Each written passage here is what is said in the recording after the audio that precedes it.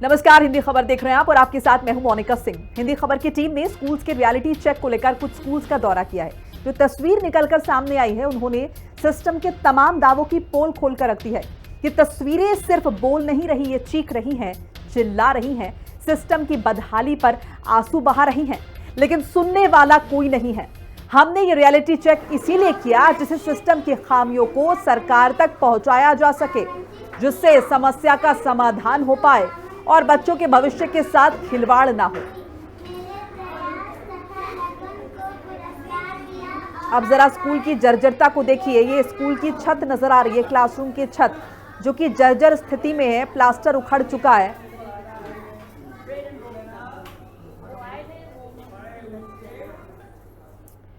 और हमारी टीम ने रायबरेली, कानपुर देहात और जौनपुर के सरकारी स्कूल्स का दौरा किया। जो तस्वीर सामने आई है वो तस्वीर आपको दिखा रहे हैं। पहली तस्वीर अगर आप देखेंगे तो रायबरेली की है। इसमें आप देख सकते हैं सीलन की वजह से छत झड़ रही है और कभी भी गिर सकती है। दूसरी तस्वीर पर गौर करेंगे तो कानपुर देहात से है, छतों में दरार आई है, स्कूल लकड़ी भरने का स्टोर बन गया है। तीसरी तस्वीर जौनपुर से है, जहां स्कूल कबाड़ का गोदाम बन गया है। इसे स्कूल्स में बन रहा है देश का भविष्य। देखिए हिंदी खबर की है स्पेशल रिपोर्ट।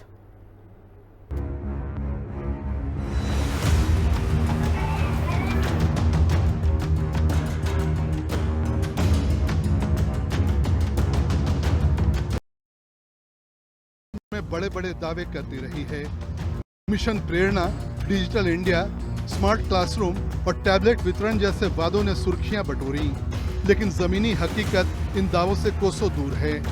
रायबरेली, कानपुर देहात और जौनपुर के सरकारी स्कूलों की जर्जर इमारतें बच्चों के भविष्य और उनकी जान दोनों को खतरे में डाल रही हैं। हिंदी खबर के ग्राउंड जीरो रियलिटी चेक ने सच्चाई को सभी के सामने उजागर कर दिया। बेसिक शिक्षा विभाग की लापरवाही और ढुलमुल रवैया हादसों को दावत दे रहा है।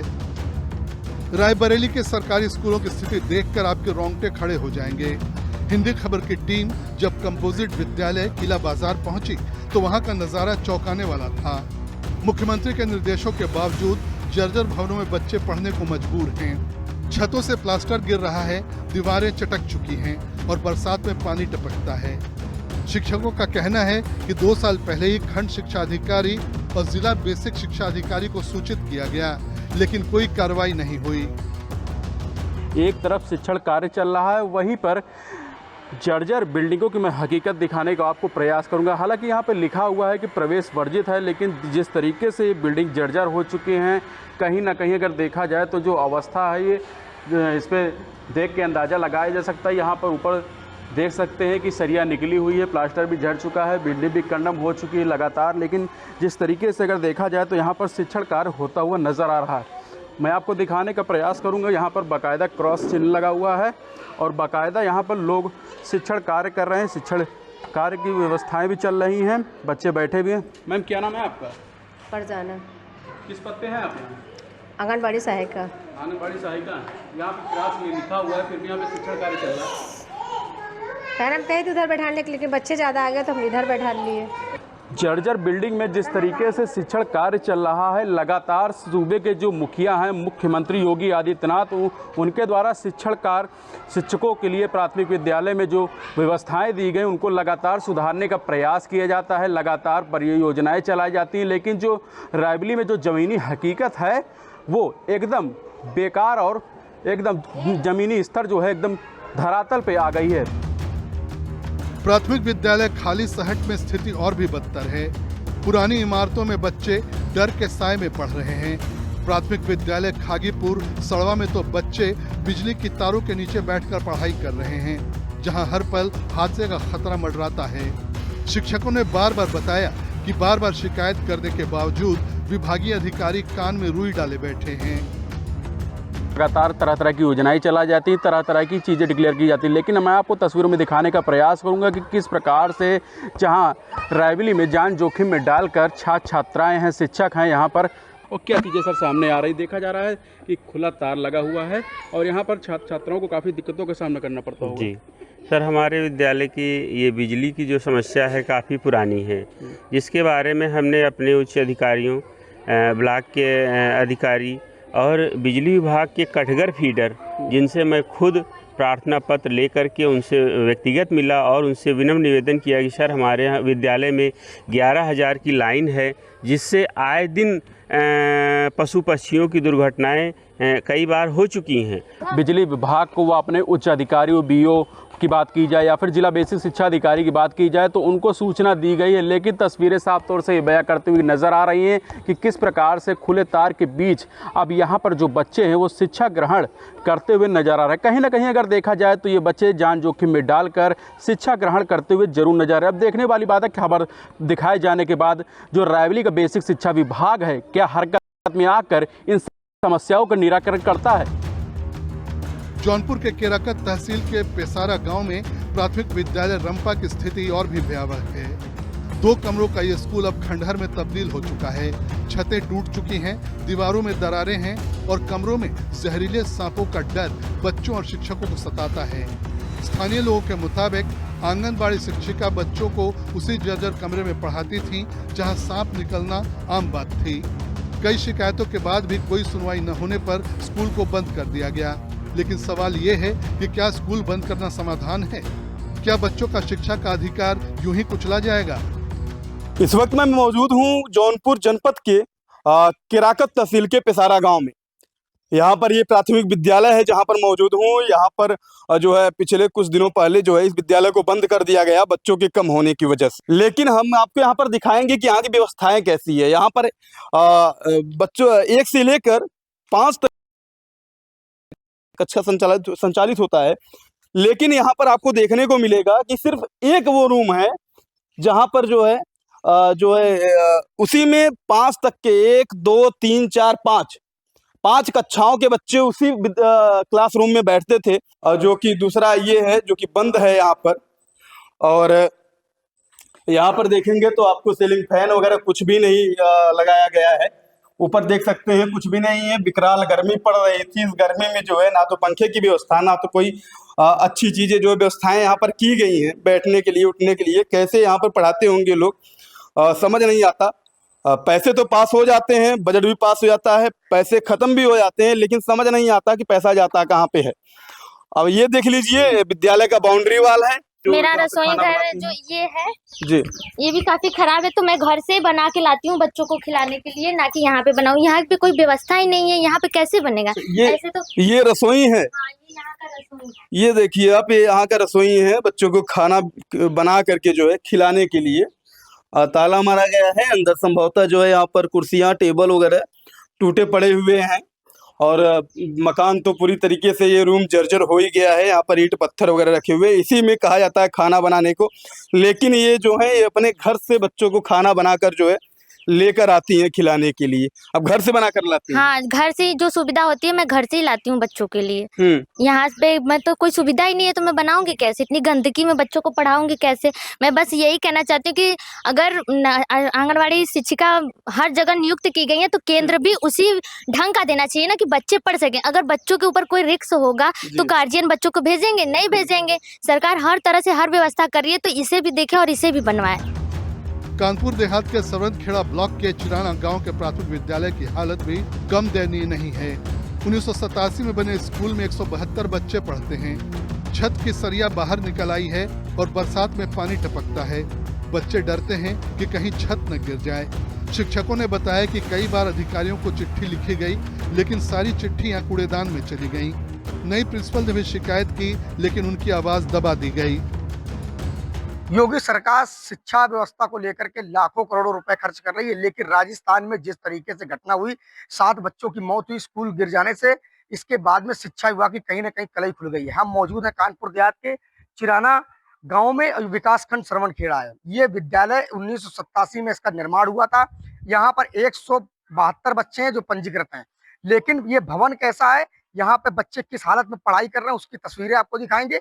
और यहाँ पे कक्षाएं जो है चल रही हैं और मैडमें जो है लगातार पढ़ा रही हैं, लेकिन तस्वीरें आपको बेहद डरावनी वाली हैं। जो आप देख सकते हैं कि ये जो भवन है उसमें जो सरिया लेंटर है उसकी सरिया निकल आई है, लेकिन कहीं ना कहीं शिक्षा व्यवस्था पे ये तमाम सवाल खड़े करती है। और ये छत के नीचे बच्चे पढ़ने को मजबूर है। कहीं ना कहीं यहाँ का जो शिक्षा विभाग जो प्रशासन है उनको कई बार शिकायत की गई, लेकिन शिकायत के बाद यहाँ पर कार्रवाई नहीं हुई। कार्रवाई की अगर बात करें तो इसको निर्माण नहीं दोबारा से कराया गया। बच्चे जो हैं कहीं ना कहीं टूटी छत के नीचे पढ़ाई कर रहे हैं। दूसरे कमरे की आपको तस्वीरें दिखाएंगे, यहाँ पर भी हालात जस के तस है। यहाँ पर भी लेंटर जो आपको लेंटर की तस्वीरें दिखाएंगे कि जिस तरीके से लेंटर का जो मसाला है वो झड़ रहा है और सरिया बाहर निकल आई है। बच्चों से यहाँ बात करेंगे। बच्चों का बताना यह है कि यहाँ पर जब बारिश होती है तो ये लेंटर टपकने लगता है, लेकिन यहाँ पर शिक्षा विभाग के जो लोग हैं वो इसको नजरअंदाज क्यों कर रहे हैं। कानपुर देहात में कई ऐसे विद्यालय हैं जहाँ पर तस्वीरें वैसी हैं और लगातार जो है निर्माण नहीं हो पा रहा है। क्या नाम है बेटा आपका? नतीब कौन सा विद्यालय है? प्राथमिक विद्यालय क्या नाम है गाँव का? रनिया। कैसा है ये? कैसा है सर पक्का है लेकिन डर लगता है। अच्छा, बारिश में क्या हालत होती है इसकी? सर चूने लगता है। अच्छा, आप लोगों को शिकायत की कभी? हाँ मैडम से? हाँ। क्या जवाब मिला? मैम कह रहे हैं कि अब बन जाएगा। अच्छा। बन जाएगा। घर वालों को बताया कभी? हाँ। और बच्चियां उन लोगों से बात करते हैं। क्या नाम है बेटा? अनुमया शुक्ला। कौन सा विद्यालय है ये? प्राथमिक विद्यालय। कौन सा गाँव है? चिराना। लेंटर कैसा है? सर लेंटर टूटा है। सरिया निकली है? यस बारिश होती तब? सर बारिश होती है तो पानी चूता है, क्लास में पानी भर जाता है। अच्छा, तो आप लोगों को डर नहीं लगता है? सर लगता है। तो ये बच्चे हैं जो साफ तौर पर बता रहे हैं कि कहीं ना कहीं लेंटर जो है उसकी सरिया बाहर निकल आई है और बारिश में लेंटर चूता है। लेकिन शिक्षा विभाग पे तमाम सवाल खड़े होते हैं। कई बार यहाँ के लोगों ने शिकायत की, ग्रामीणों ने शिकायत की और जो यहाँ पे प्रिंसिपल थी उन्होंने भी शिकायत की, लेकिन स्थिति जस की तस है। अकबरपुर विकास खंड कमरों में बच्चे पढ़ने को मजबूर। बारिश का पानी स्कूल में भर जाता है और बच्चे बरामदे में बैठकर पढ़ाई करते हैं। मलसा ब्लॉक के बरौर प्राथमिक विद्यालय में 2023 में छत का लेंटर गिर चुका है, लेकिन आज तक उसे जर्जर घोषित नहीं किया गया। बच्चे अतिरिक्त कक्षाओं में पढ़ रहे हैं, जहां भी हालत खस्ता है। जर्जर स्कूलों की पड़ताल करने के लिए हिंदी खबर की टीम पहुंच चुकी है मुरीदपुर गांव में और ये विकास खंड अकबरपुर है। तस्वीरें आपको दिखाएंगे। बच्चे यहाँ पर पढ़ाई कर रहे हैं, लेकिन हालत क्या है स्कूल की वो आपको अंदर जाकर के दिखाएंगे। तस्वीरें किस तरीके से नौनिहाल जो बच्चे हैं वो पढ़ रहे हैं। ये आप गेट की तस्वीरें देखिए, किस तरीके से सिर्फ ईंटें दिख रही और इसका मसाला जो है वो पूरी तरीके से झड़ चुका है। अब अंदर की आपको तस्वीरें दिखाएंगे क्योंकि ये स्कूल जो है कहीं ना कहीं जर्जर हो चुका है। आप देखिए छत में कि साफ तौर पे सरिया आपको दिखाई पड़ेगी और कहीं ना कहीं मसाला पूरी तरीके से झड़ चुका है। तो जर्जर स्कूल के छत के नीचे बच्चे पढ़ने को मजबूर हैं। तस्वीरें आपको लगातार दिखा रहे हैं। हिंदी खबर के कैमरे पर कैद हुई हैं तस्वीरें ये, और ये कमरा आप देखिए, इसमें निकाल के पढ़ाई कराई जा रही है। लेकिन तस्वीरें आप देखिए, ये दीवार है, ये दीवार भी यहाँ से छिटक चुकी है। तो कहीं ना कहीं बारिश का मौसम है और लगातार अस्पतालों की जो स्कूल है उनकी हालत लगातार खराब हो रही है। और इस कमरे की भी तस्वीरें आपको दिखाएंगे किस तरीके से दीवारें जो है जर्जर हो चुकी हैं और बच्चों को बाहर पढ़ाया जा रहा है। लेकिन शिक्षा विभाग इस ओर ध्यान क्यों नहीं दे रहा, ये अपने आप में बड़ा सवाल है। ये देख लीजिए तस्वीरें किस तरीके की। ये स्कूल है, इसको शिक्षा का मंदिर कहा जाता है, लेकिन बच्चे किस हालत में पढ़ रहे हैं ये देखने वाली बात है। लगातार जर्जर स्कूलों की पड़ताल हम करने निकले हुए हैं और आप बाहर चलते हैं, बच्चों से बात करते हैं किस हालत में बच्चे यहाँ पर पढ़ाई कर रहे हैं और जब बारिश होती है तो मौसम किस तरीके का रहता है। बच्चे देखिए, यहाँ पर क्लास चल रही है और ये छत है, इसके नीचे बच्चे पढ़ रहे हैं। रायबरेली, जौनपुर और कानपुर देहात के सरकारी स्कूलों की ये बदहाली सिर्फ कुछ जिलों की कहानी नहीं है, बल्कि पूरे उत्तर प्रदेश की शिक्षा व्यवस्था की पोल खोलती है। जमीनी स्तर पर बच्चों की सुरक्षा और शिक्षा की गारंटी कितनी है, आप इन तस्वीरों से अंदाजा लगा सकते हैं। सांपों का डर, टूटी छतें और चटकी दीवारों के बीच पढ़ाई करने वाले बच्चे, क्या यही न्यू इंडिया का सपना है? शिक्षा विभाग को अब जागना होगा, वरना ये जर्जर स्कूल नन्हे मुन्नों के भविष्य के साथ कब क्या कर दें, किसी ने इसकी कल्पना नहीं की होगी। ब्यूरो रिपोर्ट, हिंदी खबर। हरदोई के दयालपुर और नावपुरवा को जोड़ने वाली पुलिया पर हर साल बाढ़ का पानी चढ़ जाता है, जिसकी वजह से लोगों को दिक्कतों का सामना करना पड़ता है। स्कूल जाने वाले बच्चों की पढ़ाई प्रभावित होती है, लोगों का रोजगार और किसानों की खेती भी प्रभावित होती है।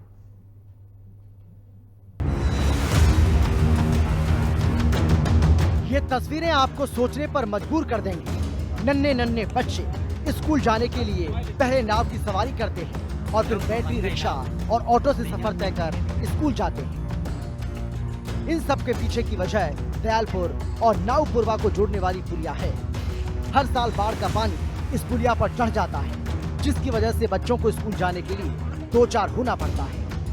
पानी भरा हुआ है, इसलिए 10 किलोमीटर से रोज आना पड़ता है और बहुत रास्ता खराब है, इसलिए इसकी कोई समस्या नहीं हुई। पिछले साल अधिकारी लोग आए थे और अभी तक इसकी सुनवाई नहीं हुई। दयालपुर और नावपुरवा पुलिया को बाढ़ का पानी डुबो चुका है। हालात ये है कि मासूम बच्चे नाव पर सवार होकर स्कूल जाने को मजबूर हैं। कई बार इन बच्चों को 12 किलोमीटर लंबा चक्कर लगाकर बैटरी रिक्शा और ऑटो से स्कूल जाना पड़ता है। करीब 22 बच्चों का ये रोज का सफर अब मजबूरी बन चुका है। बीच में पढ़ाई न छूट जाए, इसीलिए ये मासूम खतरों से खेलकर स्कूल पहुंचते हैं। प्रशासन ने पुल के निर्माण के कई बार वादे किए, मगर जमीनी हकीकत बदलने का नाम नहीं ले रही। शिकायत करने पर हर बार किसानों और ग्रामीणों को प्रशासन की ओर से सिर्फ आश्वासन मिलता है, लेकिन ग्राउंड पर जो काम होना चाहिए वो नहीं हुआ। हर बार नन्हे मुन्नों का बचपन इस बाढ़ और टूटे वादों की भेंट चढ़ जाता है। हिंदी खबर के लिए हरदोई से संवाददाता नसीम खान की रिपोर्ट। खबर